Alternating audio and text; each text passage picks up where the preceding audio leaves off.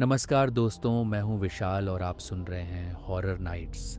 आज की रात कुछ खास है क्योंकि मैं आपको एक ऐसी कहानी सुनाने जा रहा हूं जो आपके रोंगटे खड़े कर देगी। ये कहानी है एक पुराने वीरान मकान की जो सालों से बंद पड़ा है और जिसके बारे में कहा जाता है कि वहाँ आत्माएं बसी हैं। तो तैयार हो जाइए क्योंकि यह कहानी आपको डर और सिहरन से भर देगी। आइए शुरू करते हैं हमारी आज की कहानी भूतिया पॉडकास्ट रूम। रात का समय था। शहर की सड़कों पर सन्नाटा पसरा हुआ था। हर कोई अपने अपने घरों में सो रहा था, लेकिन एक घर ऐसा था जहां रोशनी जल रही थी और अंदर से धीमी धीमी आवाजें आ रही थीं। ये घर था विशाल का, जो एक जाने माने पॉडकास्टर थे।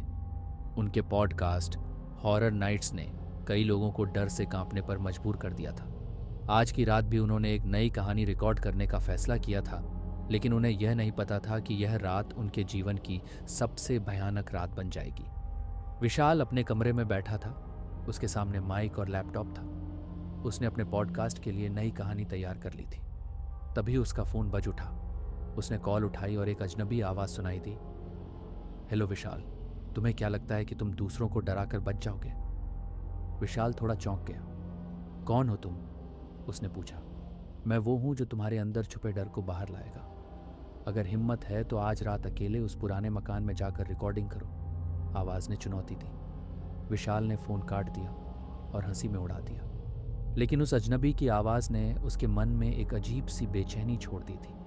उसने सोचा कि यह सिर्फ किसी फैन की शरारत है और अपने काम पर ध्यान देने लगा। विशाल ने तय किया कि वह अजनबी की चुनौती स्वीकार करेगा।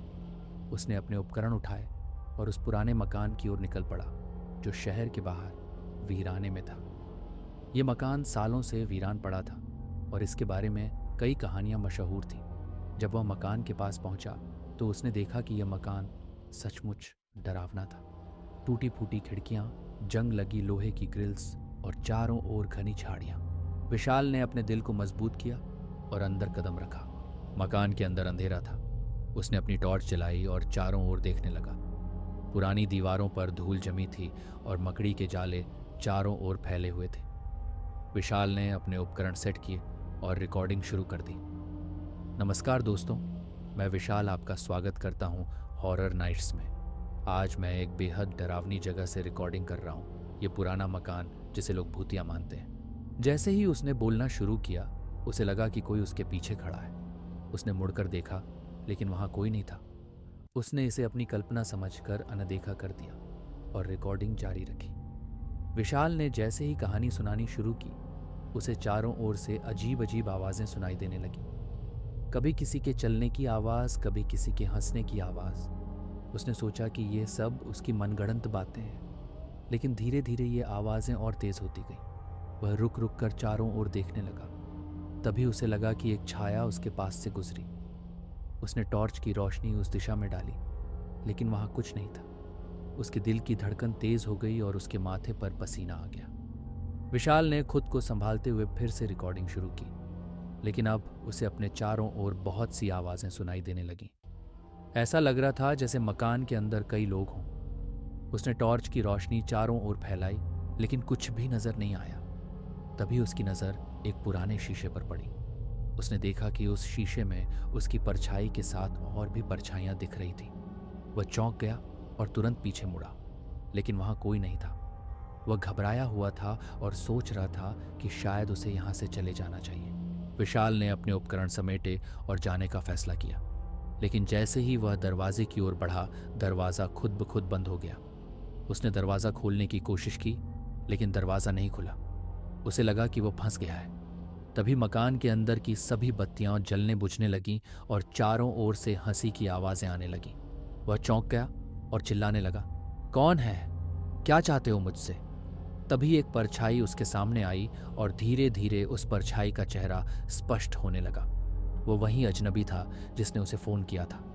विशाल की आंखें फटी की फटी रह गईं। 7वां अध्याय।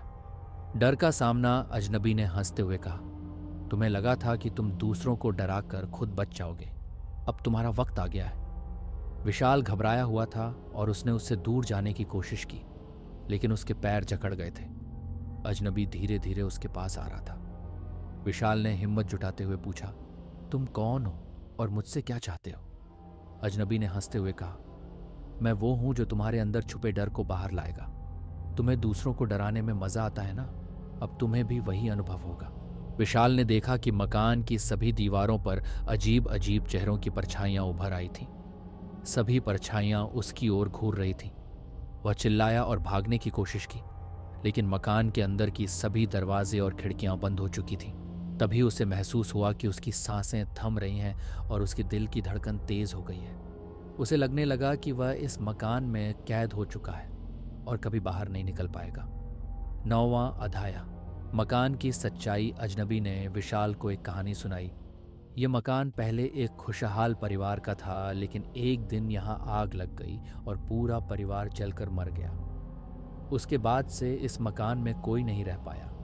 जो भी यहाँ आता है उसे उस परिवार की आत्माएं परेशान करती हैं। विशाल ने सुना तो उसकी रूह कांप गई।